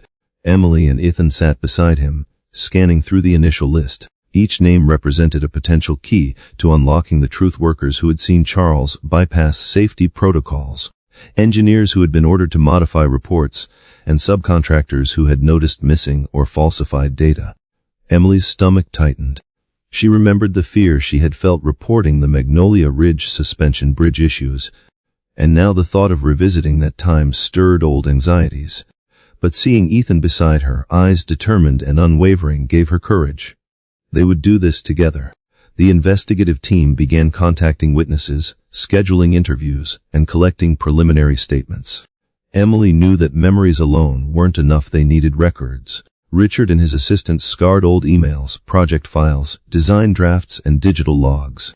Every misfiled report, every altered spreadsheet, every internal note became a potential piece of evidence. Emily guided the team through her past projects, explaining exactly where Charles had interfered and what modifications had been made to her original work. She pointed out anomalies in engineering calculations and inconsistencies in project timelines.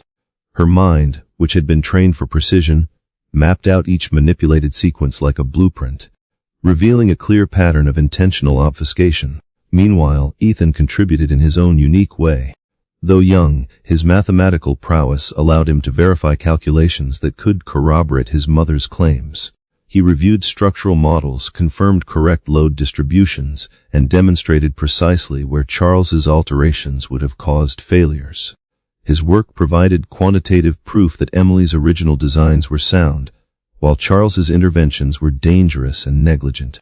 Every time Ethan verified a calculation, Emily felt a surge of pride mixed with lingering worry. Pride in her son's abilities. Worry about the intensity of the battle they had chosen to fight. The collection of evidence took weeks. Each day brought a new layer of complexity. Emails were recovered from backup servers showing Charles's instructions to falsify reports. Photographs of compromised project sites and memos requesting the omission of critical safety checks painted a damning picture. Witnesses came forward reluctantly at first, wary of retaliation. but the credibility of Summit Engineering's leadership assured them that the investigation would be taken seriously. Emily marveled at the courage these individuals displayed, realizing that she was not alone in her desire for truth and accountability.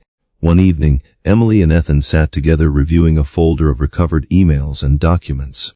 The room was quiet except for the hum of the computer, the soft rustle of papers, and the occasional sigh from Emily as she confirmed the accuracy of a timestamp or cross-referenced a spreadsheet. Ethan, absorbed in checking complex calculations, paused and said, "Mom, these show exactly what he did. It's undeniable." Emily nodded, her lips pressed tightly together.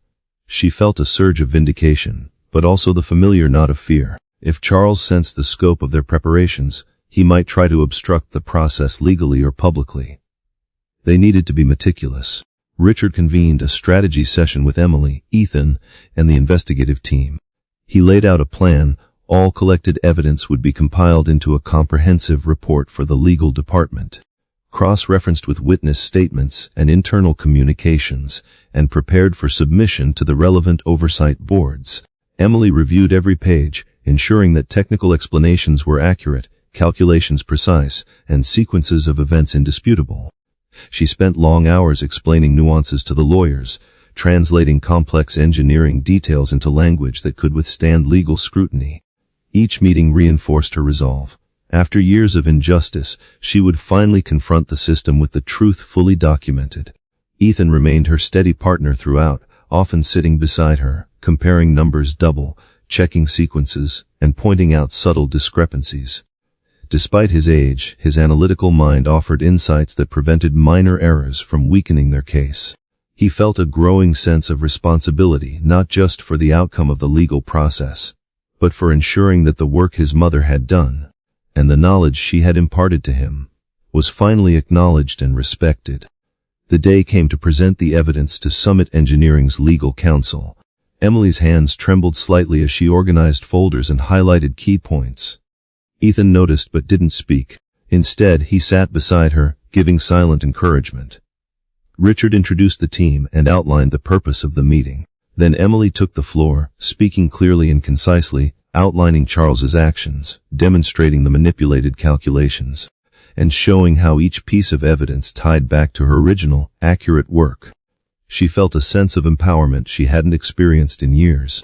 The room responded with professional seriousness, questions probing for clarity, but ultimately confirming the strength and integrity of the evidence. By the end of the session, the lawyers were unanimous in their assessment the evidence was overwhelming. Charles's actions were not just negligent, they were deliberately deceptive, undermining both projects and personnel for his gain. Emily's reinstatement and the rectification of her professional record were now not only justified but necessary. The culmination of meticulous evidence gathering, technical validation, and legal strategy had created an unassailable case. For the first time in years, Emily felt a sense of relief mingled with triumph. The injustice that had shadowed her life was finally being addressed with precision and authority. Ethan, watching his mother, understood the gravity of what they had accomplished together. He had played a role, yes, but the courage, resilience, and knowledge of his mother had created the foundation for this victory. He squeezed her hand, his small gesture carrying a depth of admiration and love that words could not capture. Emily looked down at him, a tear escaping despite her attempts at composure, and smiled softly. All their struggles, the long nights, the hard work, the years of invisibility had led to this moment. They had turned evidence into justice. With the legal team preparing the final submissions to the oversight boards and regulatory bodies, Emily Carter's name, once tarnished and erased, was on the path to restoration. The systematic compilation of proof, the painstaking validation of calculations, and the courage of witnesses were finally bringing her the recognition she had long been denied. And through it all, Ethan remained at her side, a reminder that knowledge, truth, and perseverance could overcome years of injustice. Together, they had transformed fear and suppression into evidence and action, ready to reclaim the future that had been stolen from them. The morning of the hearing arrived with a heavy sense of anticipation. The boardroom of Summit Engineering Group, usually a place of routine briefings and executive updates, had been transformed into a space for truth to be unveiled. Stakeholders, senior engineers, legal counsel, and key witnesses were assembled in orderly rows. Emily Carter sat at the front, her hands folded on the polished mahogany table, while Ethan perched beside her, knees barely touching the edge of the chair. Both mother and son had prepared meticulously for this moment, yet the tension in the room was palpable.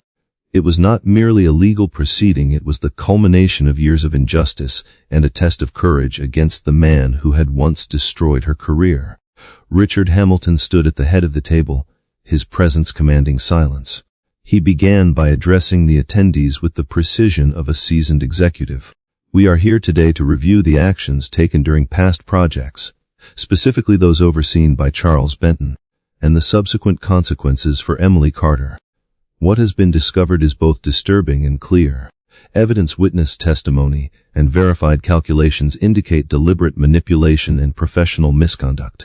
His voice, steady and authoritative, carried the weight of accountability, instantly focusing attention on the documents laid before him. Emily's heart pounded as the first witness was called. A former project engineer who had worked directly under Charles began recounting the events surrounding the Magnolia Ridge suspension bridge. I saw emails directing modifications that contradicted Carter's designs, he said, voice firm. We were instructed to remove critical safety checks. It was implied that compliance was mandatory, or our positions could be jeopardized. The boardroom absorbed every word, silence stretching as the implications sank in. Ethan leaned closer to his mother, watching her face, noting the mix of vindication and residual anxiety as her years of suffering were finally acknowledged. The next witness was a subcontractor who had supplied materials for the project. He brought photographic evidence showing improperly reinforced anchorage points. The tension rods were not installed as per Carter's specifications, he explained. If we had followed her original calculations, the collapse could have been prevented. Richard interjected politely, guiding the testimony toward verification of Emily's expertise. These photographs, he said, corroborate Carter's calculations, correct? The man nodded emphatically, and Emily felt a subtle, reassuring warmth spread through her chest. Each confirmation, each corroboration, solidified the case and strengthened the credibility that had been stripped from her years ago. Documents were presented next, emails, memos, and internal reports that had been altered under Charles's direction. Each piece of evidence told the same story: Emily Carter had been systematically undermined. The audience leaned forward, their attention undivided, as the sequence of deception unfolded. The evidence was meticulous, undeniable. Even seasoned executives who had once questioned Emily's capabilities now sat rigid, absorbing the meticulous documentation that validated her professional judgment. Ethan's fingers curled around the edge of his seat, marveling at how tangible truth could feel when backed by data and testimony. Finally, Richard called Emily to speak. She rose, her hands trembling slightly, but her posture straightened with a renewed sense of authority. I appreciate the opportunity to speak today, she began, her voice calm but resolute. For years, I have carried the burden of being blamed for failures I did not cause. I trusted the system, and it failed me. I trusted my colleagues, and they were manipulated by one individual's desire for personal gain. Today, I present not just evidence, but the truth of my work, my calculations, my designs, and the integrity with which I approached every project. She gestured toward the diagrams and calculations displayed before the board, each verified and validated. Her words resonated with clarity and certainty, leaving no room for doubt. Charles Benton shifted in his seat, his composure faltering as Emily's statements were supported by multiple layers of evidence. The man who had once wielded power to discredit her now found himself facing the very system he had attempted to manipulate. Witnesses corroborated her testimony, data confirmed her original designs, and even subtle technical nuances long dismissed by some as trivial were highlighted as crucial components that had prevented catastrophic failure in later projects. Emily's voice, steady and unwavering, carried authority that could not be ignored. Her professionalism, combined with the meticulous documentation, made it impossible for anyone to dispute her expertise. Ethan watched intently, feeling the tension in the room shift as the narrative turned. Charles's attempts to undermine the proceedings had been meticulous, but they were no match for the comprehensive evidence assembled by Summit Engineering's legal and investigative team. Witnesses leaned forward, verifying every technical point, while board members nodded, recognizing the precision of Emily's work. Every reference to original calculations, every time-stamped email, every photographic record reinforced the story. Emily Carter had been the victim of deliberate manipulation, not professional incompetence. Richard stood again, summarizing the findings. The evidence presented confirms that Emily Carter's work was consistently accurate and aligned with best practices in structural engineering. Charles Benton's interventions directly caused project failures and misattributed blame. Based on these findings, the board supports immediate reinstatement of Emily Carter to her rightful professional status. With recognition for her contributions and acknowledgement of the injustices she suffered, the words reverberated through the room. Emily's chest lifted slightly, a wave of relief mingling with the emotional weight of vindication. Years of struggle, sleepless nights, and professional exile were finally being addressed with authority and justice. Charles's face remained rigid, but the tension in his posture betrayed his acknowledgement that his actions had been exposed. He opened his mouth, attempting a rebuttal, but the room's collective focus, the weight of evidence, and the presence of witnesses rendered further protest ineffective. Legal counsel interjected politely but firmly, ensuring that the proceedings continued without disruption, reinforcing the authority of the evidence and testimony presented. Charles left without further comment, his influence nullified by the convergence of truth, technical validation, and procedural integrity. Ethan reached for his mother's hand. Her fingers tightened around his, a silent acknowledgement of their shared journey. For him, the morning had been both awe-inspiring and affirming. He saw the tangible impact of courage, preparation, and unwavering adherence to truth. For Emily, it was more than vindication, it was a restoration of professional identity and personal dignity. Years of erasure, humiliation, and systemic failure had been countered by meticulous preparation, support from those who valued integrity, and the undeniable brilliance she had imparted to her son. As the final documents were signed and official recognition granted, the atmosphere shifted from tension to cautious celebration. Witnesses departed with expressions of respect and admiration. Board members acknowledged the thoroughness of the proceedings, and Emily allowed herself a moment of private relief. Ethan squeezed her hand once more, eyes shining with pride and understanding. Together, mother and son had not only confronted injustice but transformed it into an opportunity for lasting affirmation and recognition. The room, now quiet, held the weight of what had just transpired. Emily Carter's name, once tarnished by deception and manipulation, was restored to its rightful place. Her expertise, validated by data, testimony, and unwavering personal integrity, was recognized formally. The confrontation with Charles Benton had demonstrated that truth, diligence, and evidence could overcome years of falsehood, and that justice, though delayed, was achievable when courage and preparation met opportunity. The day Emily Carter officially returned to Summit Engineering Group as a senior consultant felt surreal. The lobby of the skyscraper gleamed under the morning sun, glass walls reflecting the city below. For years, she had entered these doors in the quiet anonymity of janitorial work, moving through the polished hallways almost like a ghost. Today, she walked with purpose, her tailored suit fitting snugly, her badge gleaming with her restored professional title. Ethan walked beside her, his small hand tucked into hers, bouncing slightly with the energy of someone about to enter a world he had only dreamed of. They had both crossed the threshold of past hardships into a new reality, one shaped by truth, resilience, and undeniable talent. The boardroom on the 52nd floor was buzzing with activity. Executives, engineers, and support staff had gathered to welcome her back. Emily felt their eyes on her, a mixture of respect, curiosity, and acknowledgement that her journey had not been easy. For a brief moment, she allowed herself to take it all in, the recognition she had long deserved, the opportunity to influence high-stakes projects, and the sense that her years of struggle were finally being honored. Ethan, meanwhile, leaned toward her, whispering, "Mom, it feels like a new beginning." She squeezed his hand and nodded, the simple truth of his words resonating deeply. Richard Hamilton stood at the head of the room, his presence commanding attention. He addressed the assembled staff with a mixture of authority and warmth. "Today we recognize Emily Carter not just as a colleague, but as a leader whose expertise, resilience, and integrity have contributed immeasurably to this company. Her return marks the restoration of talent that was once overshadowed by deception and misjudgment. The room erupted into applause. Emily allowed herself a small smile, feeling the weight of years of injustice lift incrementally. Ethan clapped alongside the others, his eyes shining with pride and excitement. He understood in his own way the magnitude of what this day represented. After the formal introductions, Richard motioned for Emily and Ethan to step aside. "There's one more matter we need to address," he said, his tone taking on a slightly more personal edge. He gestured toward a folder that had been sitting on the side table, containing documents from the Boston Academy of Advanced Sciences. Ethan's eyes widened as he recognized the logo on the cover. Richard continued, "Ethan, based on the demonstration of your exceptional abilities, the Academy has offered you a full scholarship. Tuition, housing, travel all covered. You have the opportunity to study at one of the nation's most prestigious STEM programs for gifted students." Ethan froze for a moment, absorbing the weight of the announcement.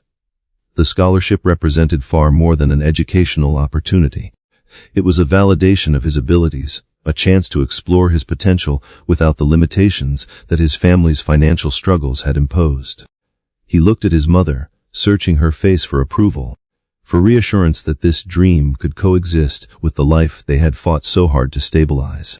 Emily's eyes filled with tears, her pride mingling with the realization that her sacrifices had enabled this moment. "Ethan," she whispered, "this is yours. You've earned every bit of it." The practicalities were discussed next. Richard and Michael Lawson walked them through the Academy's curriculum, outlining the accelerated courses, mentorship programs, and research opportunities that awaited Ethan. They spoke of robotics labs, advanced mathematics seminars, and collaborative projects with other young scientists. Ethan's imagination ignited, and he could already envision himself building, calculating, and discovering in ways that had previously existed only in books and online tutorials. Each description solidified the reality that his talents were no longer confined to their small apartment. They would now be nurtured in a community of peers who shared his passion. Emily remained by his side, feeling a mixture of elation and apprehension. She had spent years teaching him, guiding him through complex calculations and problem-solving exercises, often in the quiet of their cramped kitchen. Now, the world was offering him opportunities she could only dream of at his age. She worried about him being so far from home, about the challenges of adapting to a new environment, and about the pressures he might face. Yet she also recognized that growth required stepping beyond comfort, and that his potential could flourish in ways that living in limitation never would allow. As the day progressed, Emily was introduced to her new team. She was assigned to lead a high-profile infrastructure project, one that required meticulous planning, innovative design, and collaboration across departments. Her colleagues listened intently as she outlined strategies and proposed improvements, her voice carrying authority tempered by empathy. The respect she commanded was immediate, built on the credibility of her proven expertise and the validation of the rigorous investigation that had restored her reputation. Ethan watched quietly from a nearby table, proud of the mother who had persevered, the woman whose knowledge had shaped him and now influenced a company's direction. Later, mother and son sat together in a quiet corner of the office. Ethan clutched the acceptance letter from the Academy, his mind racing with possibilities. "Mom," he said, "I can't believe this is real. I never thought something like this could happen for me." Emily smiled, brushing a strand of hair from his forehead. "You've worked for it, Ethan. All those nights we spent together, all the learning, all the problems we solved, you earned this. And I'll be right here, supporting you every step of the way." He leaned against her, feeling the security of her presence, the affirmation of her unwavering belief in him, and the relief that their struggles were finally being rewarded. The office staff gradually returned to their routines, but Emily and Ethan remained a focal point. Colleagues approached with congratulations, words of encouragement, and questions about their journey. For the first time in years, Emily did not feel the sting of invisibility. She felt seen, valued, and empowered.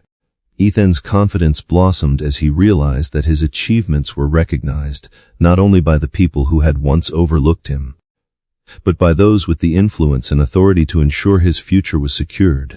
By late afternoon, the initial euphoria had given way to a quiet reflection. Emily and Ethan walked to the elevators together, the city sprawling beneath them. "It feels like everything is changing," Ethan said, eyes wide with wonder. Like the past doesn't matter anymore. Emily squeezed his hand. The past matters because it shaped who we are, but it doesn't define our future. Today, we step into a new chapter together.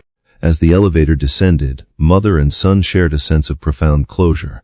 Emily's career, once derailed by deceit and injustice, had been restored. Ethan's potential, once limited by circumstance, was now free to expand. They had faced adversity, confronted wrongdoing, and emerged stronger and more united. In that moment, the weight of years of struggle lifted, replaced by the anticipation of growth, achievement, and recognition. The city beyond the glass doors buzzed with life, unaware of the personal triumphs occurring high above. Emily and Ethan stepped into that world with renewed purpose, carrying the knowledge that perseverance, integrity, and mutual support could overcome even the most daunting obstacles. Their journey had been long and arduous, but it had led them to this moment, a moment defined not by past injustice, but by the promise of a future built on talent, courage, and unbreakable familial bonds. And as they walked into the streets below, the sun glinting off the towering skyscrapers, both mother and son understood something fundamental. The hardships they had endured were not the end of their story, but the foundation upon which they would build the life they had always deserved. The story of Emily Carter and her son Ethan is rich with lessons about resilience, integrity, and the transformative power of knowledge. One of the central takeaways is that true talent and dedication cannot be permanently hidden or suppressed.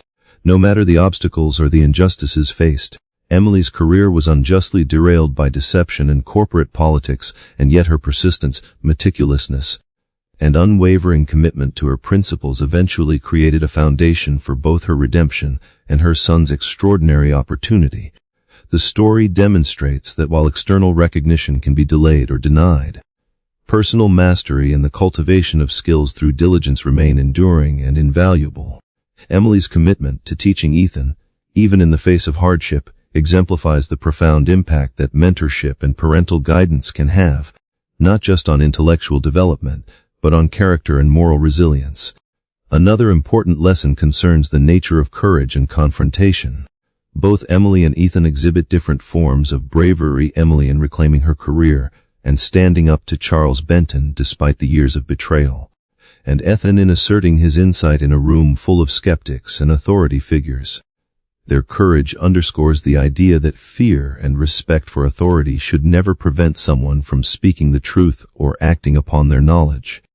The story teaches that standing up for oneself and for what is right often requires facing intimidating situations, and that preparation, evidence, and a clear mind are essential tools in these confrontations. Additionally, it shows that mentoring and collaboration are key. Richard Hamilton and Michael Lawson's support, combined with the thorough collection of evidence and careful planning, highlights that change is possible when honesty is paired with strategic action and allies who recognize and value truth. The narrative also conveys a lesson about hope and perseverance. Years of hardship, underemployment, and personal sacrifice could have left Emily and Ethan disillusioned, yet they persisted. Their persistence was not passive. It involved continuous engagement with learning, meticulous work, and careful observation of opportunities. The story illustrates that perseverance, when combined with skill and integrity, can overturn long-standing injustices. Emily's return to professional prominence and Ethan's scholarship to a prestigious STEM academy demonstrate that patience and steadfast commitment to one's values can create tangible rewards, even if they arrive years later. It emphasizes that setbacks, no matter how severe, are not the end of one's story, but rather chapters that test resilience, teach humility, and prepare individuals for greater achievements.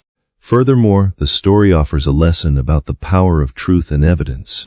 Emily and Ethan's success depended not only on their intelligence but also on their ability to document, validate, and communicate facts effectively. The methodical gathering of evidence against Charles Benton highlights that accountability is achieved through careful planning, transparency, and the consistent application of ethical principles. This part of the story teaches that while deception and corruption can temporarily succeed, truth backed by evidence is inherently powerful and enduring. It also underscores the importance of integrity in all professional and personal endeavors. When decisions are guided by honesty, the consequences, while not always immediate, can eventually lead to recognition, justice, and respect. Finally, the story imparts a lesson on the intergenerational impact of education and mentorship. Emily's dedication to teaching Ethan in their modest apartment had long-term consequences that reached far beyond immediate circumstances. The story illustrates that knowledge, when shared thoughtfully, can empower future generations to overcome limitations and seize opportunities that might otherwise remain inaccessible. Ethan's success, made possible by his mother's guidance, demonstrates that the investment of time, care, and attention in teaching not only nurtures skills but also fosters confidence, ethical judgment, and a sense of responsibility. It suggests that the true measure of achievement lies not only in personal gain, but in the ability to inspire and cultivate potential in others. In conclusion, the story of Emily Carter and Ethan is a profound lesson in resilience, integrity, perseverance, and the transformative power of mentorship and knowledge.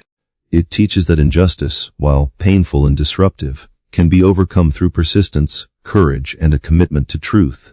It demonstrates that talent cannot be permanently hidden when nurtured, and that support from allies who value honesty and competence is crucial. Moreover, it emphasizes the importance of evidence, careful preparation, and the moral strength to confront wrongdoing. Above all, it celebrates the enduring bond between parent and child, and the power of education and guidance to create opportunities and transform lives across generations. The narrative encourages readers to face challenges with determination, to uphold integrity in the face of adversity, and to recognize the profound impact of mentorship and knowledge in shaping both individual destinies and broader communities. Resilience, courage, and truth emerge not just as abstract values, but as tangible forces capable of overturning years of injustice, unlocking potential, and affirming the inherent worth and dignity of those who persevere.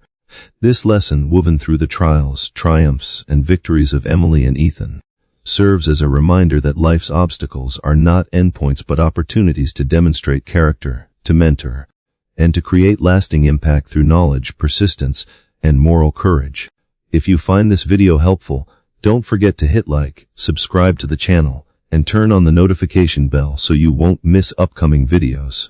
If you have any suggestions or questions, feel free to leave a comment below. I'd really love to hear your feedback. Thank you for watching until the end.